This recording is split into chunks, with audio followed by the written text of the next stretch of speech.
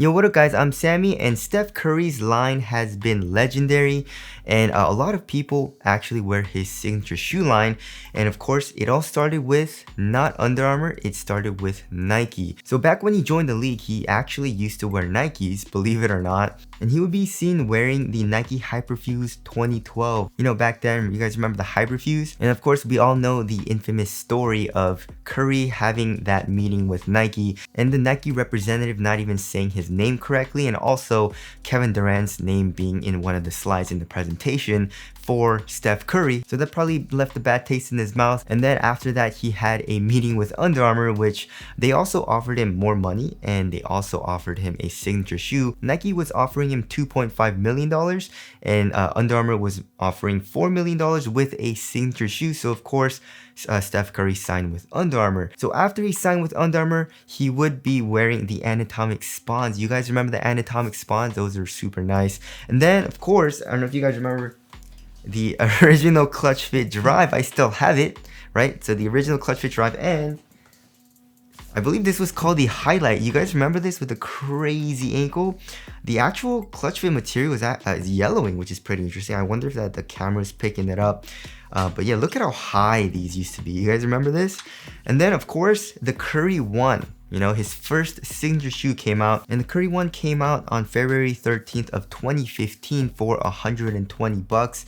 And of course, it is the same, pretty much the same exact outsole and midsole as the original clutch fit drive, right? But the cushion is different. So the outsole, you guys can see, is very, very similar.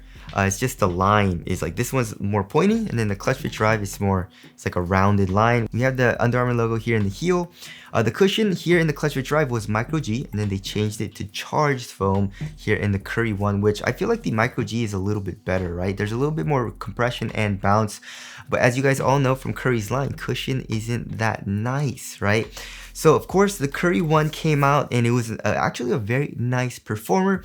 Not my favorite though, and definitely not the best in his entire line in my personal opinion, but it's just an iconic shoe, especially in this colorway. So of course, this is the Curry 1 Retro, and I also have some Curry 1 like icons. You guys remember the icons where you can customize the shoe? Unfortunately, Under Armour doesn't have that anymore, but the cushion was responsive, had pretty good court feel. Traction was also really good on a clean court. It did pick up a good amount of dust, but was easy to wipe off. And they had Anafoam, a synthetic material which was thin and supportive. It conformed to your foot pretty well. Not the best for quality, but it felt great on foot and for performance. And it was a high top shoe, and overall it was pretty lightweight. Not the most, you know, light shoe, but 12.5 ounces. That's around average weight. Let's actually check the clutch fit drives. Yeah, 12.28 ounces. It's a little bit lighter, not that big of a difference. But the Curry 1 was a solid performer, and my favorite colorway of the Curry 1 is the MVP colorway. And now, of course, we have my favorite shoe in his entire line. I'm just gonna go ahead and say it, and we have the Under Armour Curry 2. So the Curry 2 released October 24th of 2015, which is really weird. So the Curry 1 and the Curry 2 released on the same year, pretty much only 8 months apart, and retailed for 130 bucks. And my favorite colorway of the Curry 2 is the suit and tie colorway. Such a clean colorway, and the Curry 2 is just such an amazing performer. So the traction is god tier.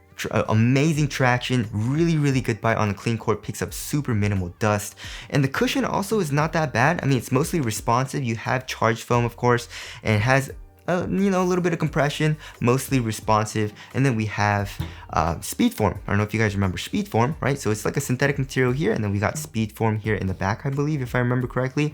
Just very minimal padding, and it's just a great feeling shoe overall because it was a very responsive and lightweight shoe. So I do have wax in here, so I guess I should take that out. But as far as the weight goes, it's a very light shoe, 11.75 ounces. So yeah, super iconic shoe. And also my other favorite colorway of the Curry 2 was the gold rings. It's very clean looking colorway as well. I don't know if you guys remember the Curry 2. And also my favorite PE of the Curry 2, you know, that Steph Curry wore in the OKC game where he had that crazy game winner. You guys remember that? The giraffe colorway just looks amazing. And also the first colorway that came out of the Curry 2, the iron sharpens iron colorway, was also very dope. So there is the Curry 2, and we have next My favorite in this, no, it's not my favorite. It's the Curry 3. So it released October 27th of 2016 and retailed for 140 bucks. So that actually took a year. So from the Curry 2 to the Curry 3, it took a year to release, which is normal, right? So we'll see that Under Armour was kind of weird in releasing shoes. Sometimes they released a shoe in like 2 shoes in the same year. I don't know why they would do that, but anyways, the Curry 3 is my least favorite. It fit me terribly. The cushion was terrible. The traction also was really bad for me. So yeah, it just wasn't my favorite. I mean, it wasn't absolutely horrendous, absolutely terrible, but I just really disliked playing in the shoe.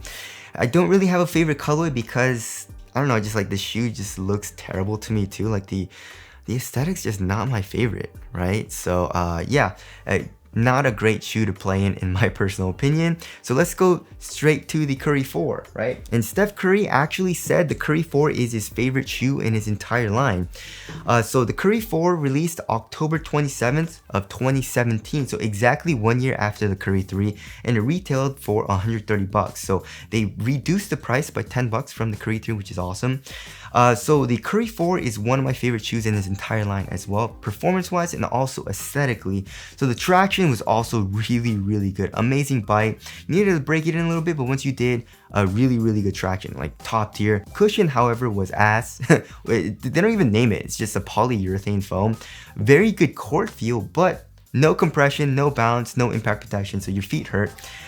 So I wish, you know, they would have made it a little bit better as far as the foam goes, and not give us a Flowtro like they did. I wish they would just change up the foam and give us the original retro, right? Or maybe like Protro, you know. But anyways, also the material is super thin and very supportive. However, you needed to break it in because it's like super stiff, and I did personally experience a lot of pinching. But you know, you break it in for a couple days and it's all good to go. You have this knit. And also my favorite colorway is the more range colorway, which is this colorway. I thought it was a Christmas colorway, but I just checked, it's actually not. I have a good amount of Curry 4 colorways, and yeah, the Curry 4 and the Curry 2 is definitely up there as far as my favorite shoes in this entire line goes, right? Alright, moving on to the next shoe, we got the Curry 5, right? It released July 13th of 2018, so that's very weird as well. So that's only what, 9 months after. I guess 9 months is not bad, right? But it's still not a full year. And it retailed for 130 bucks, same price as the Curry 4. And definitely not my favorite because the traction. Just from my personal experience, the traction in the Curry 5 was really bad. So I have the Pi Day colorway, and the Pi Day colorway was translucent, and also in this colorway as well with the solid white rubber. I also just never got a great bite. Cushion also was ass with a regular polyurethane foam, if I remember correctly. Great court feel, great responsiveness, but that's it, right? I do like the materials and how it looks. However, you know, you have a knit, which is super nice. You get a kind of like a one booty feel. You get the knit stretching over your foot as well, which I like. It felt very comfortable. And also we have this like outer shell, right? And this outer shell is very supportive, right? It's not too cumbersome either, but you just have support where you need support. And then like here on the medial side, and then like where the tongue's supposed to be, it's just like this really nice knit material, right? So the Curry 5, if it had really good traction like the Curry 2 and the Curry 4, I really would have liked it. But I got two colorways, you know, the translucent and also the solid rubber outsole option. Just wasn't nice for me, so I didn't like the Curry 5 as much. But fast forwarding to the Curry 6, you guys remember the Curry 6? Amazing performer. I feel like it's super underrated, right? So it released January 18th of 2019. So that's very weird. That's like 6 months after the Curry 5 came out. You guys remember that? Under Armour was releasing multiple Currys in the same year, so that's very weird. It retailed for 130 bucks, and this is my favorite colorway, the colorway that I have. And you guys remember the whole fiasco with the defect here in the outsole? Remember this part coming off? And Under Armour didn't say anything about that, and then after a little bit, they started making like one-piece rubber outsole, so that didn't happen. So yeah, that definitely did suck, but the traction is really good, right? And also, this is the introduction of hover cushioning in Curry's line, but it wasn't that nice. The hover cushion in their running shoes is so much nicer than their basketball shoes, right? Very responsive and all that. There is a little bit of compression here in the heel, but for the most part, it's like super stiff, right? I do like the knit material, and this is the only shoe in his entire line with knit or like a full-on knit. I mean, the Curry 5 does have knit, right? I guess it is like one booty as well, but you have this outer shell on it. The Curry 6 did not have that. It just felt super comfortable, but also it was very responsive and also super supportive for me. I didn't have any issues with support. So the Curry 6 is also a top tier performer, and it's up there with the Curry 2 and the Curry 4 in my personal opinion. And then of course we have the Under Armour Curry 7. So this shoe released April 24th of 2020, and this is actually a shoe that took more than a year to release, which is weird, but it retailed for 140 bucks, and this was a sleeper. I feel like a very slept on shoe, but like, yeah, this is an amazing performer. I feel like I didn't really see anyone with the Curry 7 on, right? I saw a good amount of people with like all of these shoes. I even saw a lot of people with the Curry 3s, you know. But with the Curry 7, super underrated, really good performer, amazing traction. It has zero squeak, which was weird, because all of his other shoes had a lot of squeak. Not all of them, but most of them, right? Especially the ones with good traction. The Curry 7, not that much squeak, but amazing bite. Cushion also, it was a mix of Hover and Micro G, right? Still not that nice, but for the most part, I feel like it's on the better side of things as far as cushion goes for Curry's line. Also, we have like this mesh material, which was not great for, you know, quality, but it felt great on foot, you know, super thin, super supportive, and very lightweight as well. I mean, like the Curry 7, I mean, all of his shoes are super light, but the Curry 7 is really light. Yeah, 11.82 ounces. The Curry 5 is super light as well, coming in at 11.5 ounces. The Curry 4 is probably one of the lighter ones though, probably like 10? Yeah, 10.62 ounces, right? So yeah, the Curry 7, super underrated. Didn't really have a favorite colorway, but it was a solid performer. Actually like a top tier performer that year. And then of course we have the Curry Flow 8, the introduction of flow in his shoes. And it got a little stale, you know. 8, 9, and 10 are pretty much the exact same shoe. They're all the same price as well for 160 bucks. So it released December 11th of 2020, and it's the same year as the Curry 7, which is weird as well. So that's like 8 months though, so that's closer to a year, but less than a year, right? But yeah, my favorite colorway of the Curry 8 is that white and gold colorway, or the International Women's Day colorway. But the Curry 8, yeah, of course, as you guys all know, amazing traction, almost too good, especially on a clean court. If you're playing on a dusty court, so my experience was from like my old court, that like it never really picked up dust. Dust was not a huge issue on my old court, but then they refinished the court like a couple months ago, and then on that court the finish is a little bit different and it's getting a little dirty. And I was playing in the Curry 8s, you know, or I was playing in the Curry 9 and 10, testing those out, and it was sliding around just a tiny bit. So from my experience, it's mostly good on dust, but I feel like the finish of the floor can determine if it's gonna be good on dust, right? But like I said, for me, it was good. And then durability, not the best, but you should be okay. Cushion, it's all right. It's mostly stiff. Of course, we have a nice knit material in the Curry 8. I feel like the Curry 8 has the best material out of all of the shoes as far as like the flow shoes go. Let's get straight into the 9 and the 10, which is pretty much the same exact shoe. The material is just a little bit different, and we have the warp upper here in the Curry 9 and also in the Curry 10. So the Curry 9 and the Curry 10 pretty much released 1 year apart as well from the Curry 8, right? So yeah, pretty much the same exact shoe. It's getting a little boring, it's getting a little stale because it's the same exact outsole and mid. So if you look at every other shoe, it's very different as far as design goes. So that definitely does suck, you know, like a lot of it just looks very similar, right? But I guess if it ain't broke, you don't gotta fix it. All three of these shoes are amazing performers, and of course we have the Floatros like the Curry 4 and the Curry 1.